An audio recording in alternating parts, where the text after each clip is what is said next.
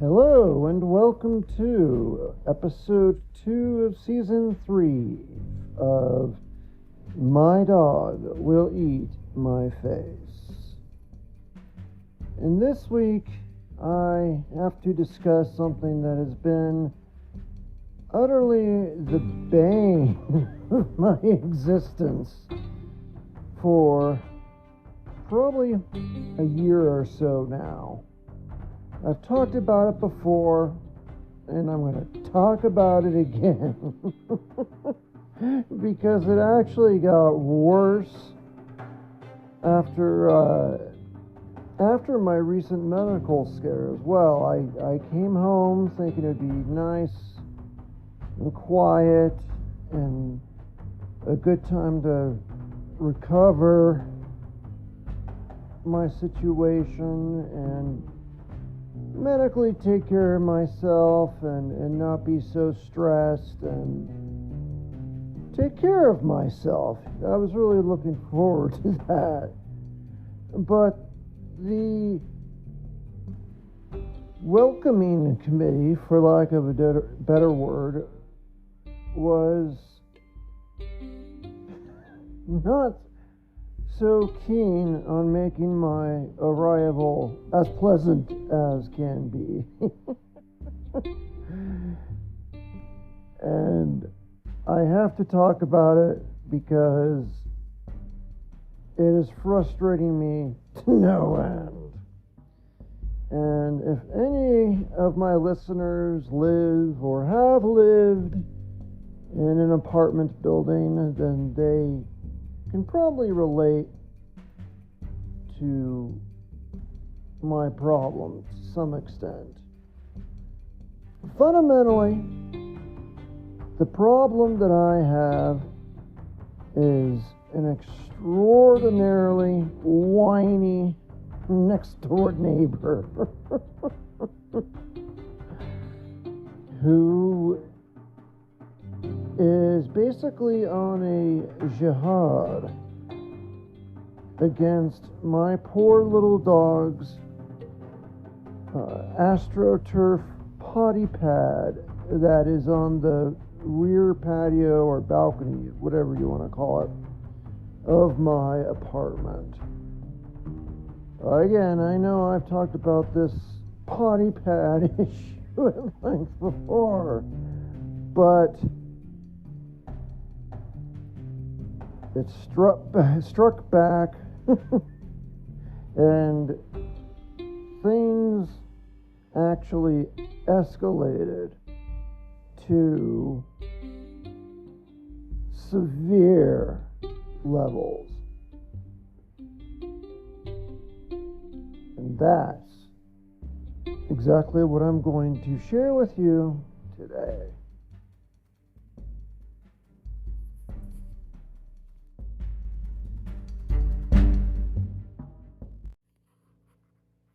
My story is going to begin just on my last Sunday morning. It had been a few weeks now since I had been released from that nursing home that I was being held in. And I was slowly getting my life back to normal and to where it once was. And I was more or less licking my wounds, both literal and emotional wounds. It actually caused me quite a bit of trauma. So to kind of lay low and keep quiet and just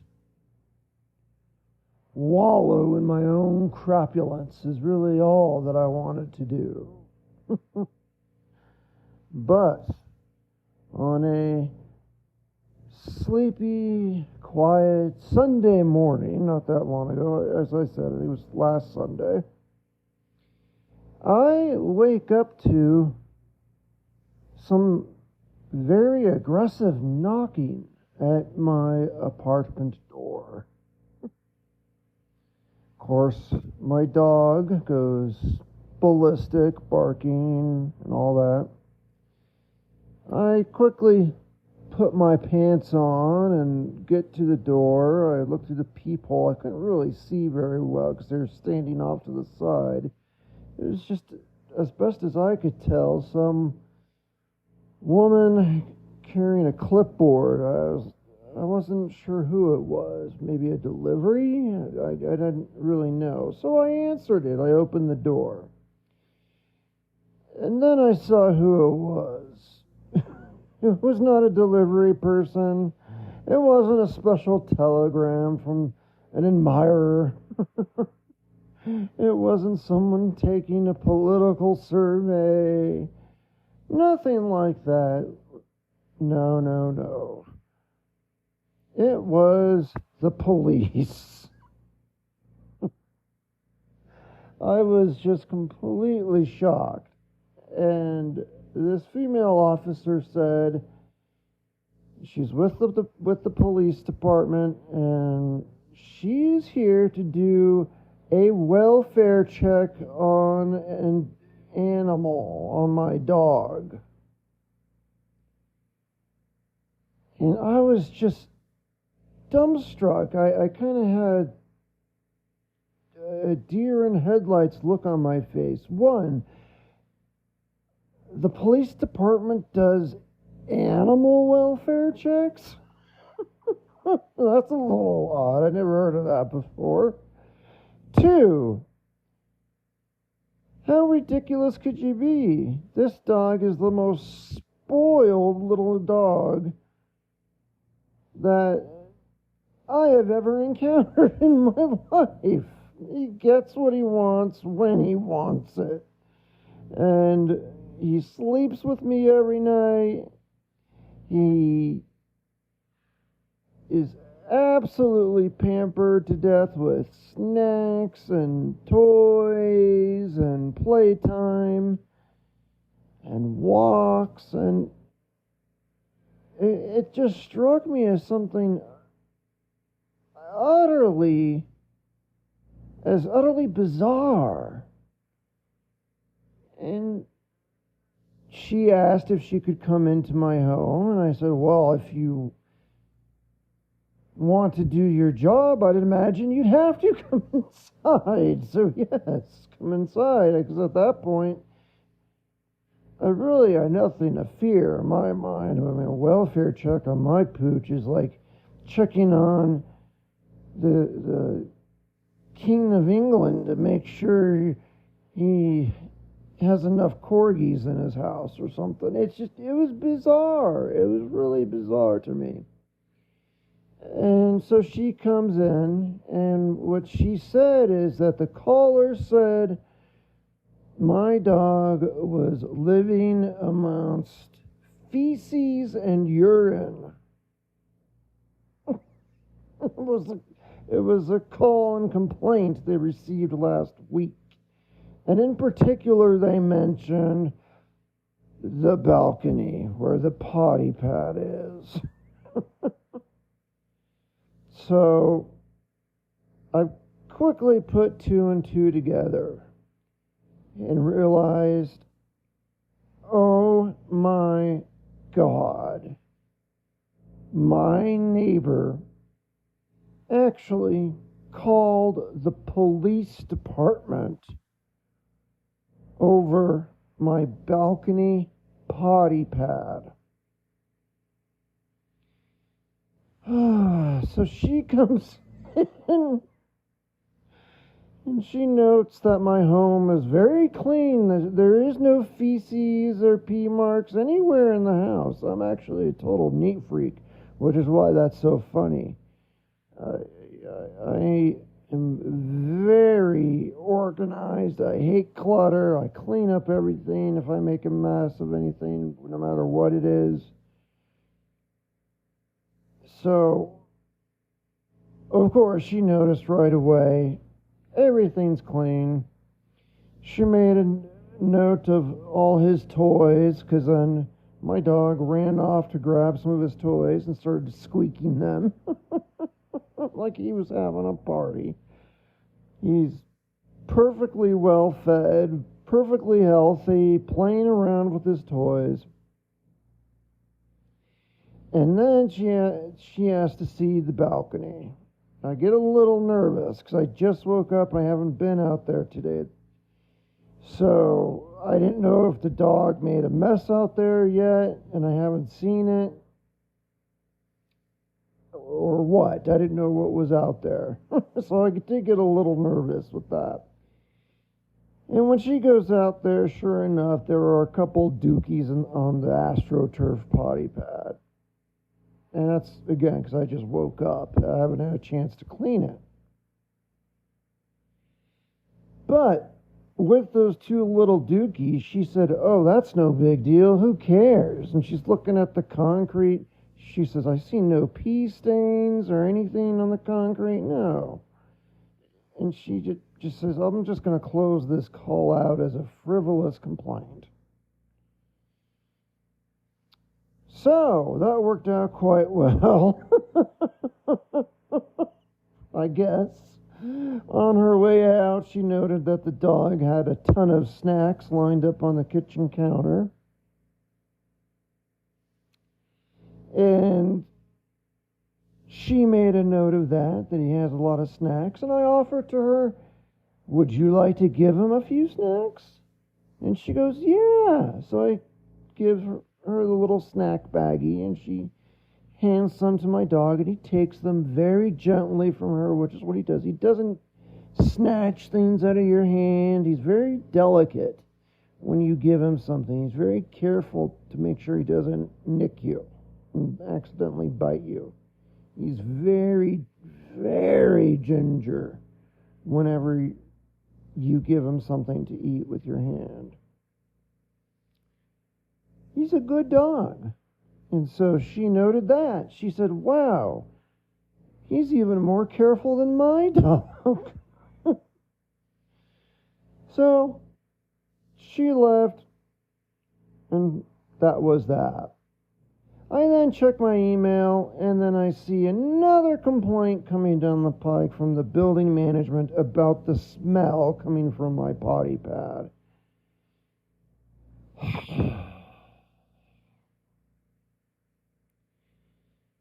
So I clean up what was on it. I thoroughly wash it, put it back out, and then I ask some people, one being a maintenance person for the building, he was coming by for another reason. I was having a hot water problem. I asked him, will you do me a favor, go outside to the balcony and tell me if it stinks, because I don't smell anything. I truly don't. And I needed to know if I was just completely crazy. Well, hey, I know I am completely crazy, but at least I want to know my sense of smell was not completely wrong. That's probably a better way to put it. And he's out there and he says, I don't smell anything. It's like, huh. And then someone else, I had another visitor, I can't remember who it was. I don't know. Someone else came by for something else, and I did the same thing with them. I was like, would you do me a favor and go out to my balcony and tell me if it stinks? And again, no, I don't smell anything. And so I talked to the building manager. I expressed this to her. The building manager also had photos of my balcony showing different dookies on the potty pad on my balcony. So now my neighbor apparently felt justified to go and reach out over the barrier between the two balconies and take photos of my residence. Creepy. Totally creepy. And I expressed that to the building management. I expressed that the police said it was fine.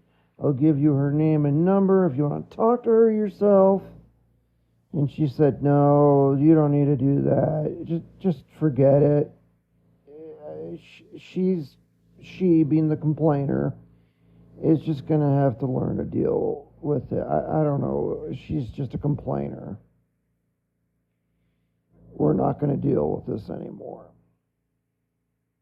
So I thought to myself, thank God. That was the end of it, is what I told myself. Whew. But I was wrong.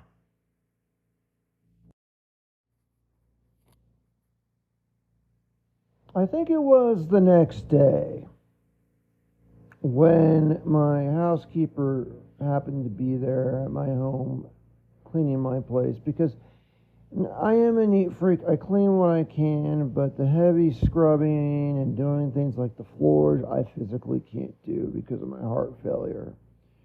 Like scrubbing the shower, deep things like that, I really can't do. So I have a housekeeper to handle that kind of thing. I know it sounds like, ooh, you have a housekeeper, but she's only there because it's medically necessary in my case. So she was doing her thing, and then there was a knock at the door.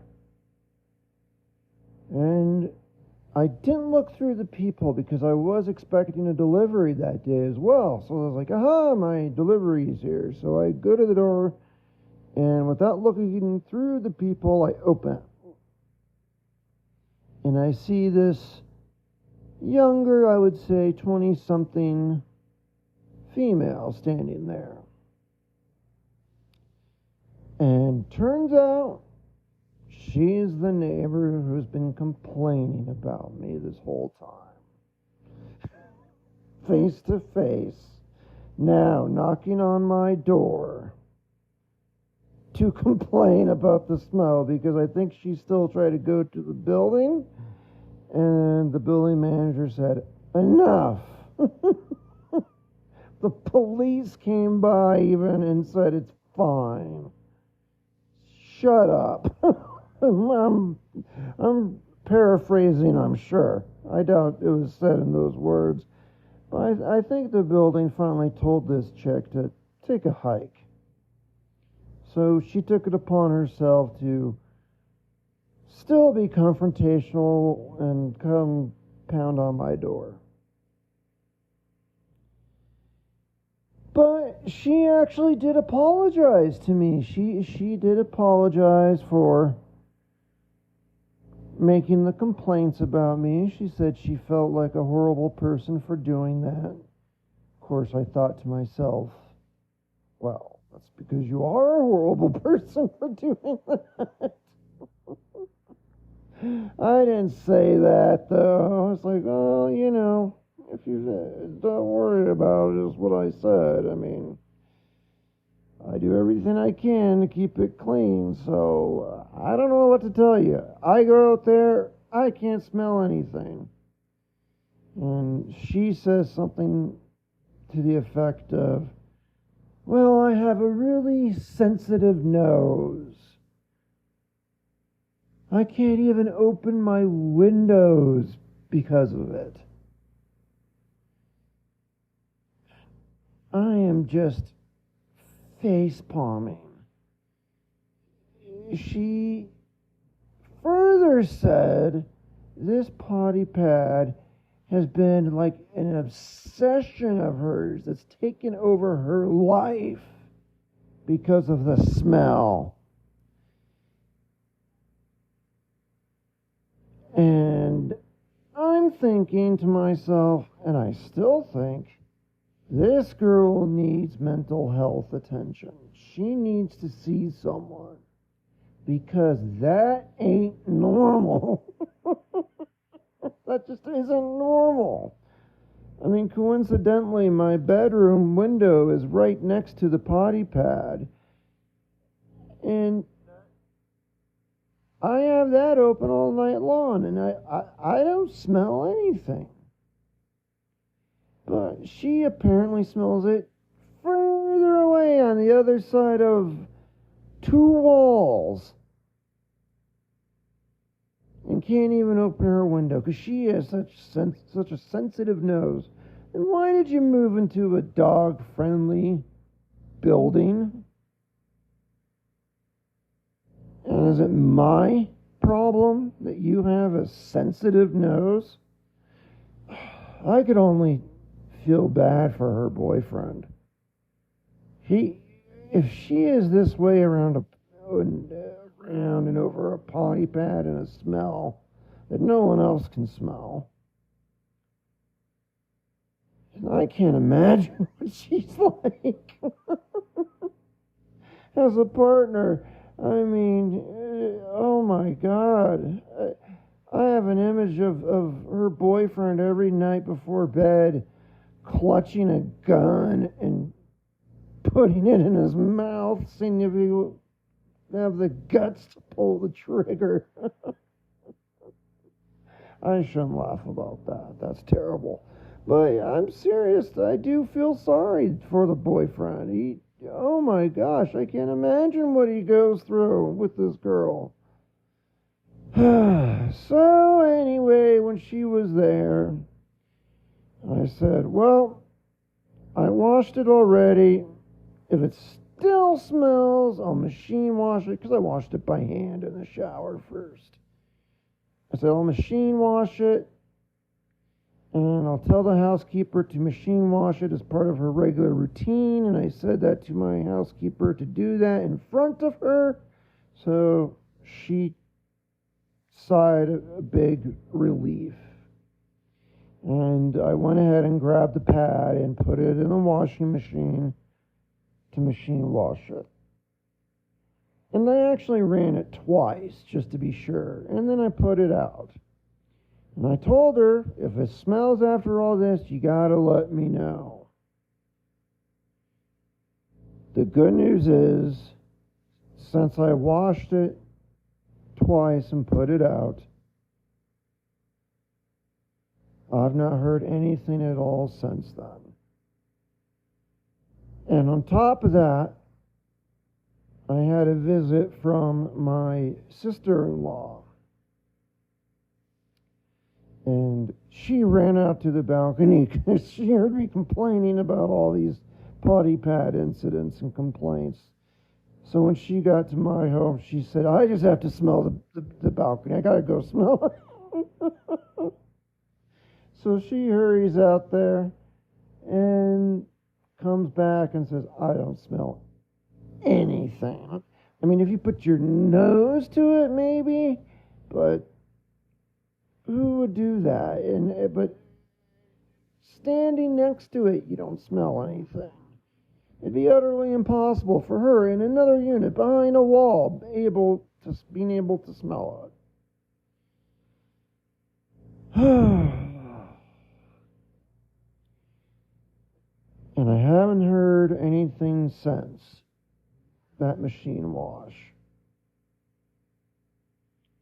So we'll just have to wait and see if that truly did the trick.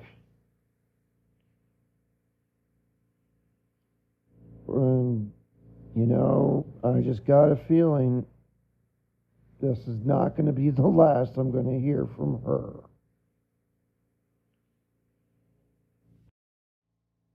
So is there a moral to this story? I wonder. I think it's important whenever you move into a place, you have to look at the neighbors in the neighborhood as much as the unit or the home itself. I think any realtor would tell you that. So maybe that's just it. Maybe she picked a place without really thinking about it, that it's a pet-friendly place and she's going to have to deal with dogs. So I think that's obvious. But then there's the biggest issue, or the bigger issue, I should say, of what do you do when your neighbor doesn't do the appropriate due diligence, like I just said, and just incessantly formulates complaints about you, and it turns into a sort of vendetta. that your neighbor has on you. I mean, I imagine she thinks I'm the love child of Hitler and Stalin or something, which might be true. I don't know. But besides the point, she probably thinks I'm the worst person ever. And I don't know what to do about that. I can't control who my new neighbors are. That's the problem. You can move into a place, it's a nice neighborhood, nice neighbors, nice building, whatever it might be. But things change. People move in and out. And then next thing you know, you're sitting next door to a complete loon. And I'm not sure what the solution to that is. I guess, much like anything, you have to let their pettiness go and not impact you, not frustrate you. And I think that was my fault. I let this get into my head because it was so frustrating dealing with this person. And it was so incredibly ridiculous. And I don't think I should have let it get to me that way. I mean, certainly responding to building management, I think, is okay, but I shouldn't have my emotions be a slave or bending at the whims of a complete nutter. So I think that's the only way to handle that. And truly, at first, I wasn't doing that. I was getting very upset and annoyed, and especially on the heels of my big medical scare and being put in a nursing home. I mean, honestly, it's been a slow climb out of depression for me. It really traumatized me. And then I come back home to this kind of fiasco. Very unsettling. Very unsettling when the po-po come knocking at your door, even if it's frivolous. One possible moral to this story is to allow those sorts of things to just wash over you. If they can't impact you and you're secure in that sense, let them be. I think truly that's the only moral to this story. And I was foolish to let it get to me. But I'm going to take it as a learning experience. I've heard many times when watching police videos, when someone asks the police, why on earth would anyone do that? Whatever it was. And the police would say, we don't solve crazy. That's just it. You can't solve crazy. And that's just a fact of life. I guess that's all there is to it. If some people want to go through their life complaining about everything and being miserable, then that's absolutely their prerogative. But there's no sense in letting them drag you down with them.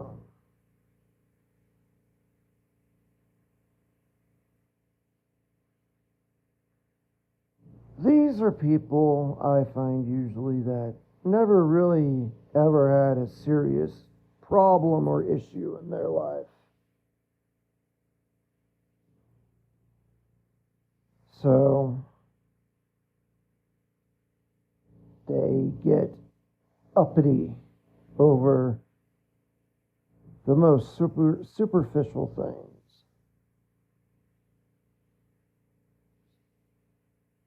So really all I can do is take pity on them. I pity my neighbor. What is she going to do when she has a real problem? Maybe a health problem. Maybe a financial problem.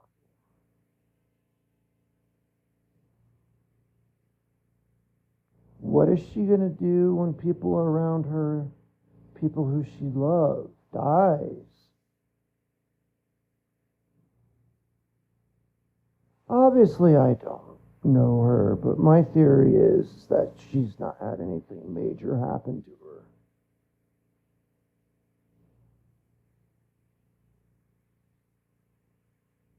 And when it does, because it will, she will not have the skills, the emotional skills, to forbear it.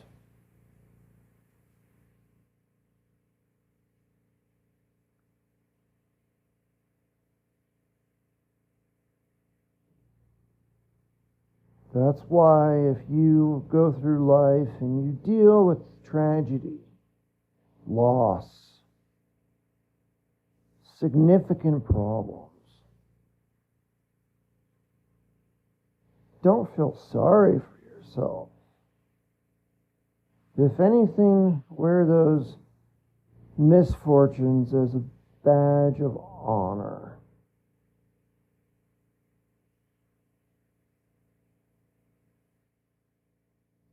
Because they hardened your character.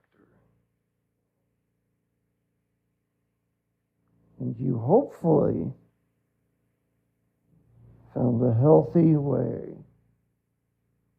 to deal with those situations.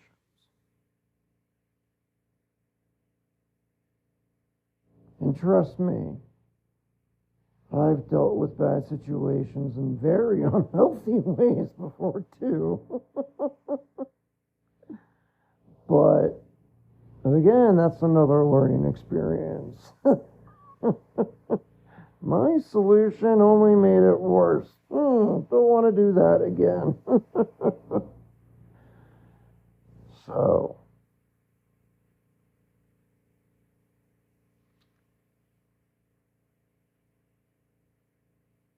that's all I can do. I really feel sorry for my neighbor.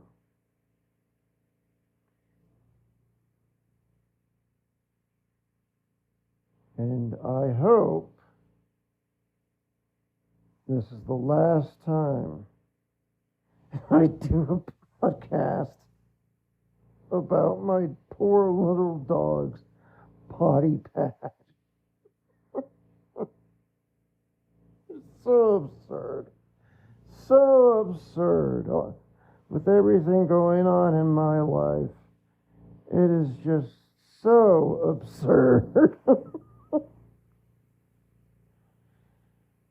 Oh. That's just all it is.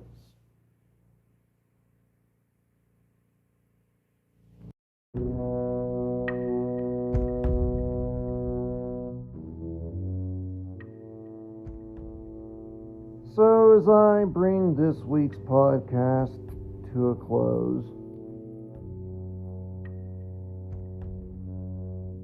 I think I've come away with it learning more about myself and the way I mishandled these events with the Potty Pad. I let them get to me.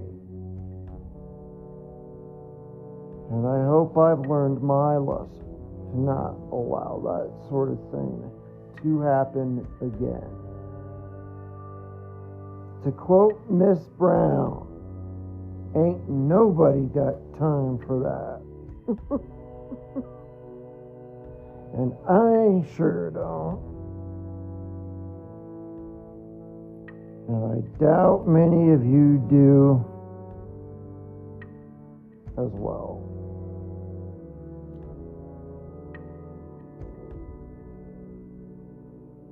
So be sure to click follow and the little bell icon so you can follow this podcast and get notified when new material is posted.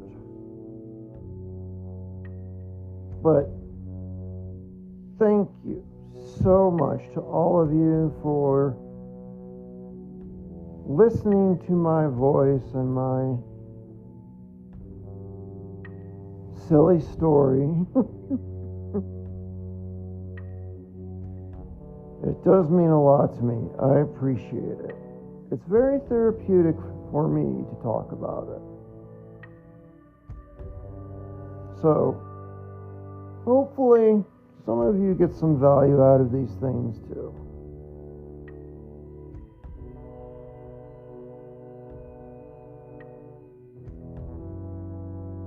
So I really do mean it. Thank you from the bottom of my heart for listening. And beware the neighbors.